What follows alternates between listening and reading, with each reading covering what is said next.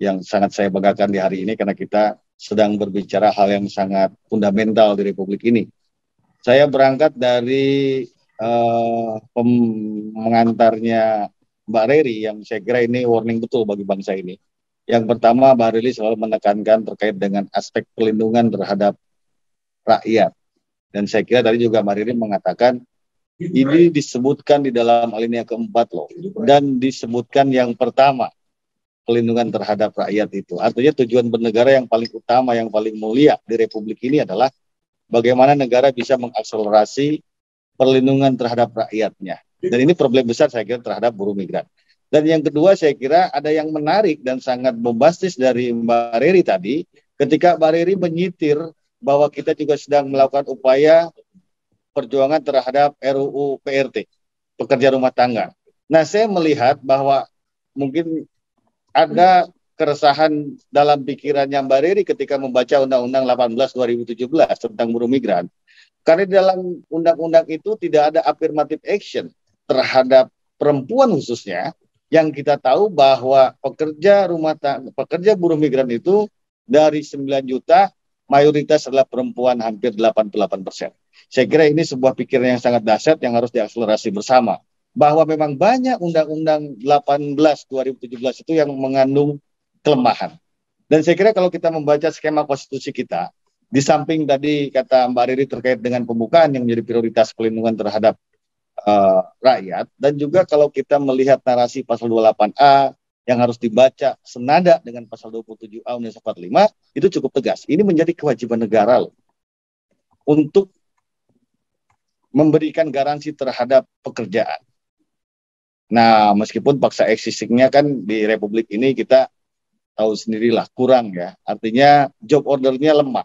Maka ini yang kemudian mengakibatkan banyaknya pekerja buruh migran. Nah, kakak-kakak sekalian, satu sisi kita selalu melihat respon positif yang cukup besar terhadap lahirnya Undang-Undang 18 2017. Meskipun saya agak melihat ini harus dibaca secara komprehensif dan sistematis. Karena selalu saja yang dijadikan sebagai sebuah trigger atau pemicu bahwa undang-undang ini lebih baik dari sebelumnya hanya karena misalnya di situ disebutkan undang-undang ini menggunakan Konvensi Perlindungan Pekerja Migran sebagai konsiderannya misalnya. Padahal sebenarnya kalau kita melihat norma di dalam Undang-Undang 18 2017 banyak sekali beberapa kelemahan-kelemahan. Mungkin saya tidak akan mengupas banyak, tapi beberapa hal yang signifikan. Bahkan undang-undang itu sendiri pun mengalami chaos atau benturan di dalam Undang-Undang 18 2017 sendiri. Kalau kita misalnya membaca terkait dengan beberapa pasal yang kita akan bisa lihat di mana sih chaosnya. Misalnya satu pasal yang agak cukup menarik, misalnya mengenai pasal 13 ya. Pasal 13 itu kan bicara tentang dokumen wajib yang harus dimiliki oleh calon pekerja migran. Di dalam pasal 13 huruf G dikatakan salah satunya adalah perjanjian penempatan pekerja migran Indonesia. Nah, ini saya kira mengalami chaos secara normatif atau dalam perspektif gramatikal. Misalnya kalau kita membacanya itu secara sistematis disatukan dengan pasal 49 yang menyatakan bahwa pelaksanaan penempatan pekerja itu oleh badan atau perusahaan penempatan pekerja migran di Indonesia atau perusahaan penempatan pekerja migran untuk kepentingan perusahaan sendiri. Dalam prakteknya justru di dalam pasal 13G itu tadi perjanjian penempatannya oleh pihak swasta.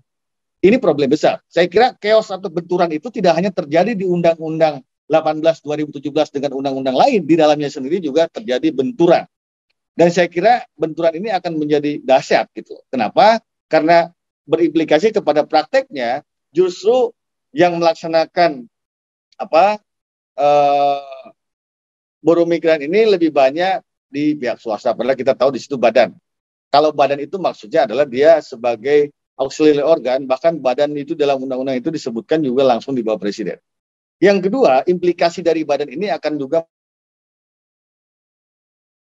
mengakibatkan disharmoni dengan departemen lain. Kita tahu bahwa buruh migran ini, kalau saya boleh mengatakan, pahlawan dipisah yang selalu terhisap hak-haknya misalnya.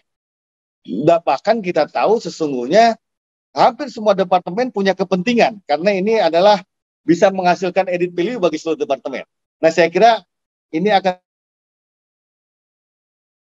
terjadi disharmoni. Maka juga kita harus berupaya berpikir bagaimana melakukan sebuah simplikasi terhadap regulasi, artinya aturan turunan dari Undang-Undang 18 2017, agar tidak mengakibatkan birokratisasi. Karena ini problem besar saya kira bangsa ini dari dulu, kalau birokratisasi itu akan berimplikasi terhadap terjadinya sebuah proses administrasi yang sangat rendah, yang pastilah itu akan mengakibatkan kerugian bagi seluruh rakyat Indonesia. Nah, apalagi kalau kita melihat secara detail yang kita bicarakan dari tadi terkait dengan pelindungan, undang-undang ini tidak pernah jelas mengatur tentang pelindungannya. Seperti apa sih yang harus dilindungi, gitu kan? Dan bagaimana teknis pelindungannya? Ini yang tidak pernah kita tahu sesungguhnya. Sehingga dalam prakteknya ketika terjadi masalah, proses penyelesaian sengketanya tidak pernah kemudian berakibat dalam tanda petik positif bagi pelindungan terhadap buruh migran Republik Indonesia yang ada di negara lain. Apalagi kalau kita melihat komposisi norma dalam undang-undang ini kan semua disuruh bertanggung jawab. Tidak hanya negara, pemerintah pusat, pemerintah provinsi, pemerintah daerah pun wajib memberikan perlindungan. Meskipun faktanya kita tahu semua, tadi sudah disampaikan oleh dua narasumber yang hebat-hebat di depan. Dan saya kira ini juga termasuk delik of omission. Ada seperti pembiaran, tanggung jawab negara dalam rangka memberikan perlindungan terhadap buruh migran. Padahal undang-undang itu juga tidak hanya memberikan perlindungan di luar negeri, termasuk juga di dalam, terhadap keluarganya juga. Nah, saya kira ini juga harus menjadi perhatian kita bersama. Apalagi kalau kita bicara lebih detail terkait dengan pembinaan yang diatur dalam pasal 75, 76, pengawasan juga termasuk. Padahal ini juga kalau kata beberapa teman-teman yang menjadi penggiat buruh migran, ini juga potensi chaosnya sangat dahsyat katanya. Apalagi ini dianggap sangat lentur pasal-pasal ini.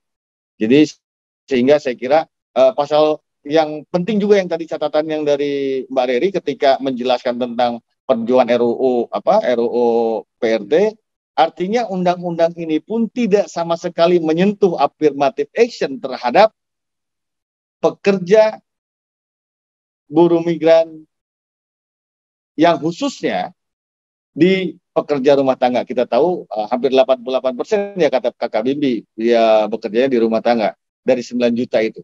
Nah, mungkin itu catatan yang bisa saya berikan. Semoga kita bisa meyakini bahwa upaya untuk membuka ruang dialog terkait dengan undang-undang buruh migran, termasuk juga implementasinya dan berbagai macam potensi yang berimplikasi kepada tidak terlindunginya buruh migran, itu harus menjadi kekuatan besar bagi bangsa ini. Barangkali itu dari saya, Kakak Bibi. Wabillahi taufiq wal hidayah. Wassalamualaikum warahmatullahi taala wabarakatuh.